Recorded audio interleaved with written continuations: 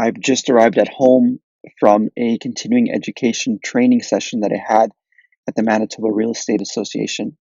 And a takeaway that I appreciated from it was the discussion and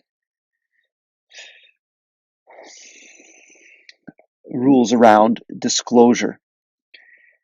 When a realtor is representing a vendor slash seller to sell their property, there are things that are required to be disclosed according to the law, and there are things that do not need to be disclosed according to the law, and therefore it becomes an ethical issue for the realtor who's looking at representing the property for sale.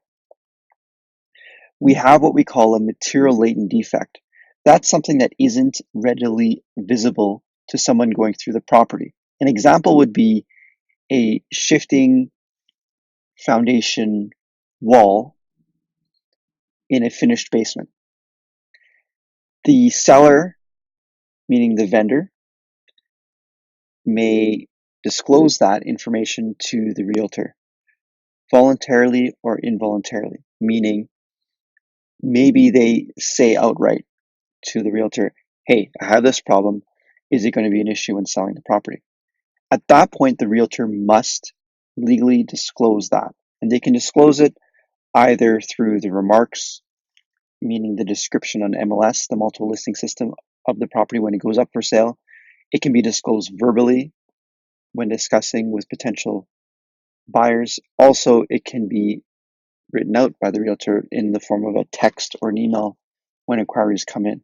The point is that everybody needs to be given this information. It needs to be disclosed to everybody who's interested or inquiring about the property. That's not necessarily a bad thing because it doesn't mean it's going to turn away everybody. What I found in my experience is the more information somebody has on a property and information that's given up front to a buyer, the more trust that's established with that buyer. Therefore, the likelihood of them wanting to proceed with buying it. Then there's things that are not latent, visible to people going through the property, but not everybody that goes through a property knows how to look for things that may be problems with the house, even if they're visible. That situation, the realtor is not required to follow the same rules. The realtor is not required to disclose that because it's not latent, it's obvious. I shouldn't use that word, it's visible. An example of that would be, okay, you see clearly that there's leaking coming from the kitchen sink when the faucet's turned on. It's rushing onto the floor and in the cupboard underneath the sink and then trickling onto the kitchen floor. That is a clear problem that's visible. The realtor is not required to disclose that. The realtor may feel that this is an ethical issue not disclosing it, though. It's not illegal, but it follows the law and is ethical of an issue. That's where the belief system and the moral compass of the realtor comes into play. There's also the fiduciary responsibility that is more on the ethics side than the law side. For example, code of ethics of various real estate associations that the realtor is a member of. In the court of law, those fiduciary responsibilities may not be seen as law, depending on the province and so on.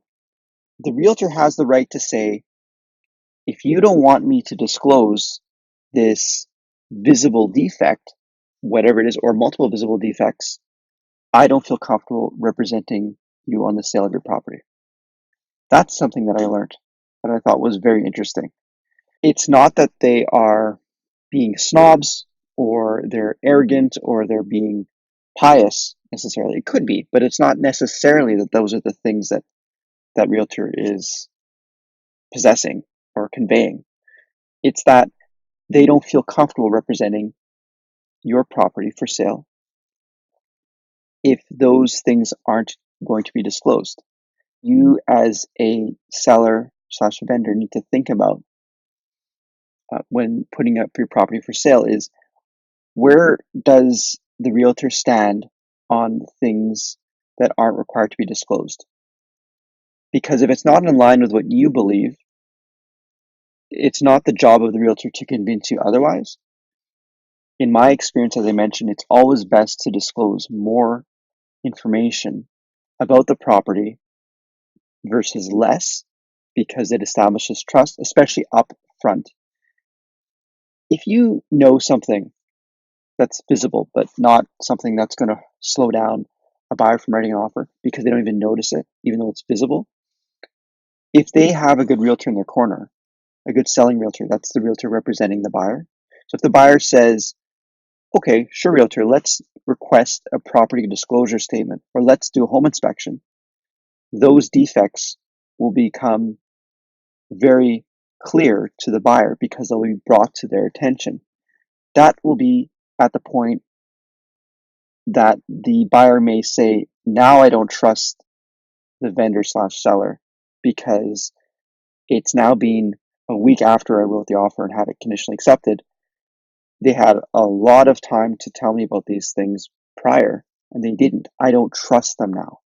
And they could back out of the deal. Those are some thoughts for you. Disclosure, it's controversial, especially nowadays as the market has shifted, favoring more buyers. And this spring has been a slow start here in Winnipeg. Give it some thought when you're picking a realtor. Where do they stand on disclosure on things that aren't required to be disclosed by law?